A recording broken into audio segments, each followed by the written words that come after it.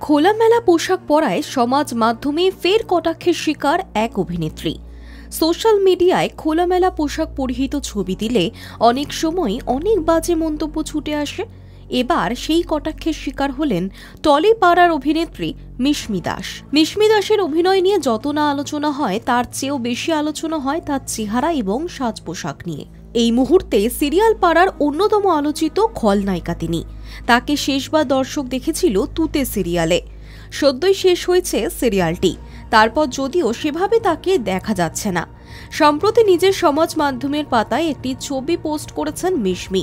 তিনি যখনই ছবি পোস্ট করেছেন তখনই নানা ধরনের মন্তব্যের সম্মুখীন হতে হয়েছে তাকে। এবারেও তার ব্যতিক্রম হয়নি। ছবিতে দেখা যাচ্ছে অভিনেত্রীর অনাবৃত পিঠ, উল্টো দিক করে জানলার দিকে দাঁড়িয়ে রয়েছেন তিনি।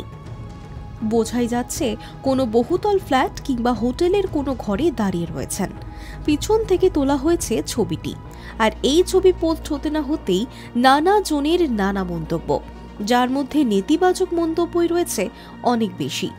একজন লিখেছেন, এমন ছবি কেউ পোস্ট করে? কেউ আবার লিখেছেন, আপনার লজ্জা করে না? আবার কারোর মন্তব্য, এই চেহারার ছবি কেউ পোস্ট করে? আগে গোয়ায় সমুদ্র সৈকতে মিশমির ছবি দেখেও একই ধরনের মন্তব্য দেখা গিয়েছিল। তখন অভিনেত্রী জানিয়েছিলেন, কারোর কথাতেই তিনি গুরুত্ব দেন না, নিজে যেটা সঠিক মনে করেন তিনি সেটাই করেন। এবারেও কারোর মন্তব্যের কোনো উত্তর দেননি মিশমি।